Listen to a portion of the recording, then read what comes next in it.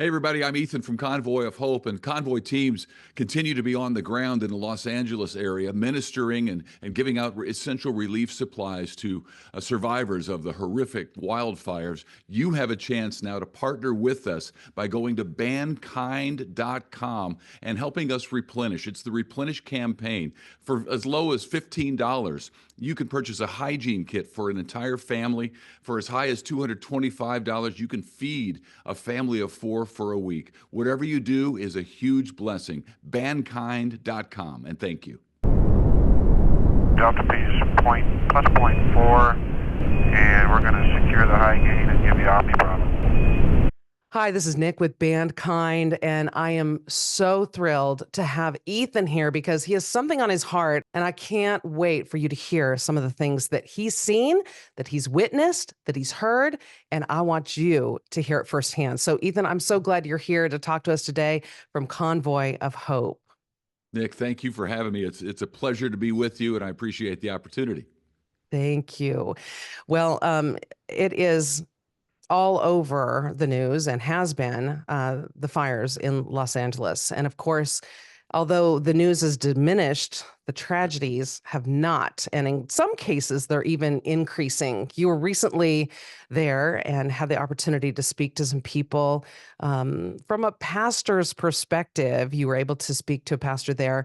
What did he offer as far as eyewitness account of people coming to him?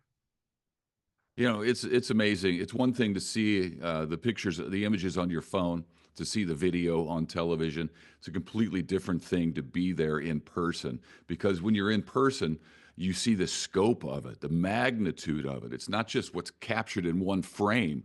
It's everywhere you look. In many cases, you send up the drones and you see the video of street after street of house burned down. And every house is a person's life, is a family's life that they can't go back to. And yeah, it's an earthly possession, but man, it's an important thing. Our houses, it's where we keep everything that we own, and that's important to us. So, you know, you can put yourself in their position a little bit. But yeah, while I was out there, got the opportunity to speak to a couple of pastors who were themselves ministering to people, helping Convoy of Hope hand out the essential relief supplies that we give out to give people hope.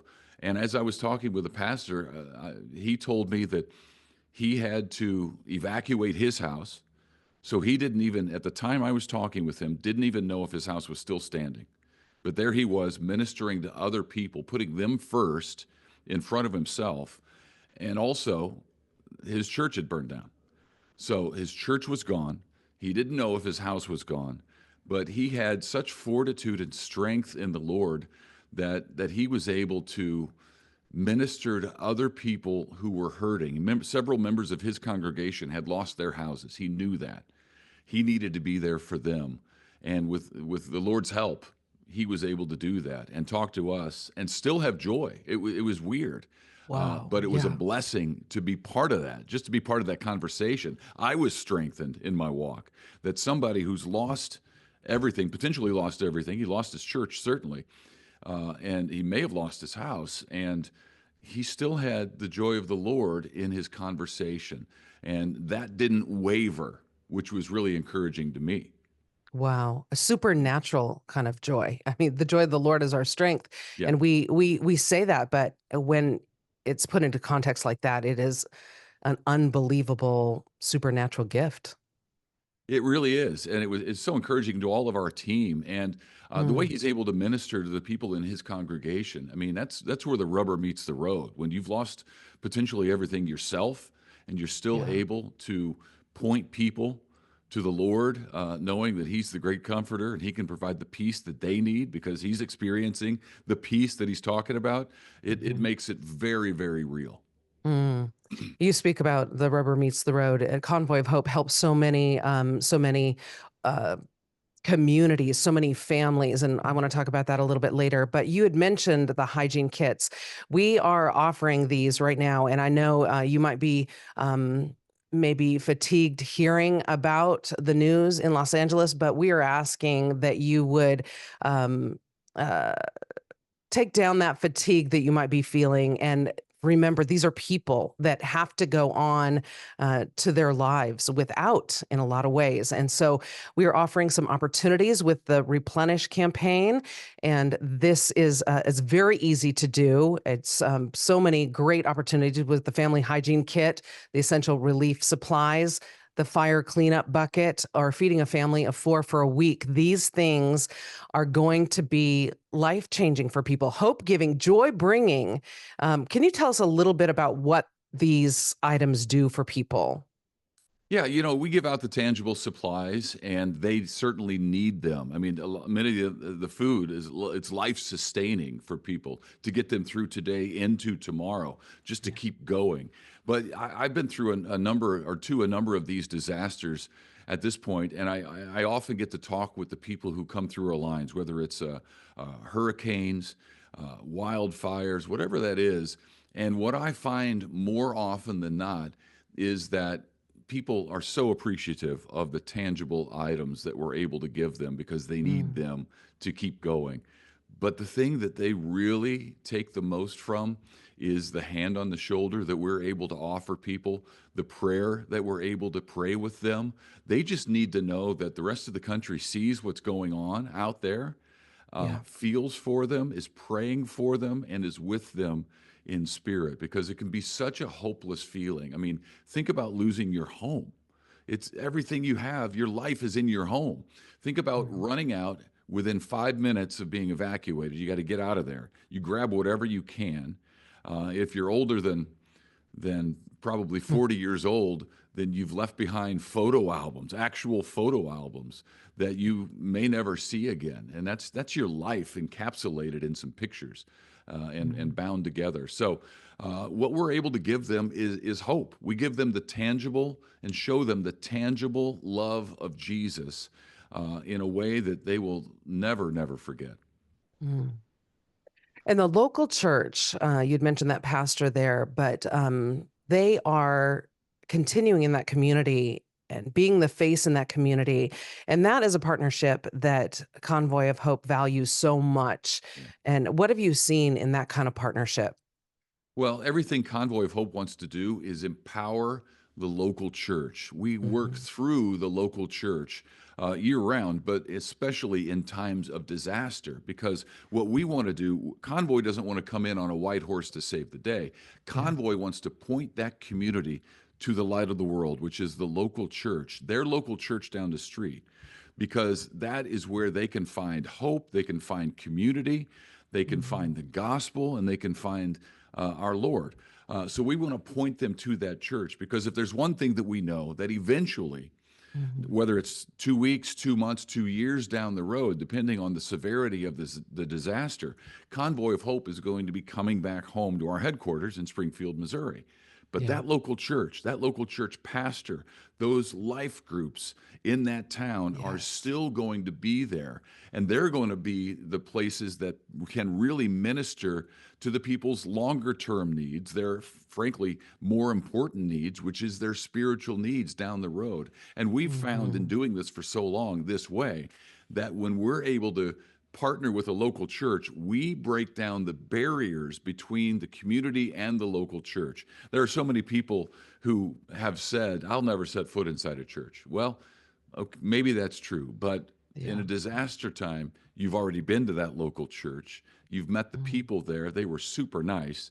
They gave you Mhm. what you needed to keep going. They gave you hope. So now the walls, the barriers are broken down a little bit, and there's more of a chance, more of a likelihood that that person will turn to that local church the next time something else is going on in his or her life.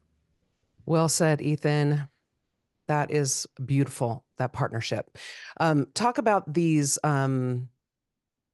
tangible gifts that we can give today. Yeah. Well, those are the things that people need. I mean, really, they need them to keep life going. So we have a fire cleanup bucket. If you've ever gone through a fire or just lived in an area where there's been a lot of smoke, man, there's a lot of cleanup that needs to take place in your house. So in that fire cleanup bucket, we have paper Mm. towels and wipes and sprays and cleaner and bleach and all the sorts of things that people need to kind of get their house going, assuming their house hasn't burned down, to get Yeah. life back together a little bit. Because when the magnitude of the fire is as big as it is, all the cleaning services are Yeah. taken. They're booked for weeks at a time. So that's a help for a family to be able to begin to get life back together a little bit. Family hygiene kits. I mean, you've seen the video just as I have of people literally getting out of their cars on a street and running from the fire. And then later you see that same area, the cars are charred because the fire came through there. The people escaped with their lives because they ran. When they left their house, they didn't have time to grab a toothbrush, Yeah. anything. So the family hygiene kits is shampoos and washcloths and soap and toothbrushes and toothpaste, all the things that we need to keep our life going, that people ran out of their houses without and show up at a shelter or at a friend's house without. We Mhm. have essential relief supplies. $33 will take care of food and water and ready to eat foods in many cases because there's Yeah. no place to cook. Right. Electricity's been off for some of the folks. Hygiene kits, all those sorts of things. We're putting in some of them as well. Air purifiers because the air is so dangerous now to breathe in many places out in the LA area. So that's something for $33. And then you can feed a family of four for a week for $225. And man, Wow. what a gift that would be for a family. You put yourself in that situation and you've got kids and you don't know how you're going to provide for those kids to get them some nourishment. Convoy will take care of that, and you can help us take care of that and replenish during Mhm. this Replenish campaign the supplies that we have been giving out. We've been giving out more than, to this point, 600,000 pounds of supplies to 12 communities in the LA area, reaching dozens of thousands, tens of thousands of people, I should say, over Mhm. the course of that time that have just been blessed by the generosity of people who are listening right now. Absolutely. And thank you so much. Go to bandkind.com. You can do that right now. And we so appreciate that. You'll see the banner there. Just click on that and you'll be able to straight away get these things to people in need right now. Thank you so much. Ethan, this community is so special to me. It's I started my where I started my education in my formal education in broadcast Yeah, in Southern California, just south of LA. yeah. And while I was there, the students would sometimes pile in a car and head to Los Angeles to listen and watch sitcoms. They used to pay money to the live studio audiences there. And Yeah. I was among laughter for many sitcoms at that time, being a college kid and needing that extra cash. And so it's very special ground to Yeah. me. And so I'm grateful that you guys are there. Of course, you're there. We know that Convoy of Hope has a reputation of being there. But I personally want to say thank you for being in a place, running in a place where I ran for so long in after good things. And that's exactly what you guys are doing with hope. People need hope. Yeah. Convoy of Hope is there. Thank you, Nick. I appreciate the time. You know, has been a busy season, a busy start to this year for Convoy of Hope. We responded to 99 disasters in this country and around the world last year. When you put it in perspective, 52 weeks in a year, you get an idea of how busy our Yeah. teams are. And this year has started out much worse than we would have hoped, and certainly than we would have expected. It's not even wildfire season out there, as you know, having lived there. So we ask for prayer, number one, donations, number two, and then advocate. That's free for everybody. You can go to Convoy of Hope on social media, follow us there. You get a better idea of what we're doing on a regular basis Mhm. and how you can partner. I love it. Thank you for doing that. Thank you, Ethan. Thank you, Nick. It's great to be with you. We appreciate your help and your partnership.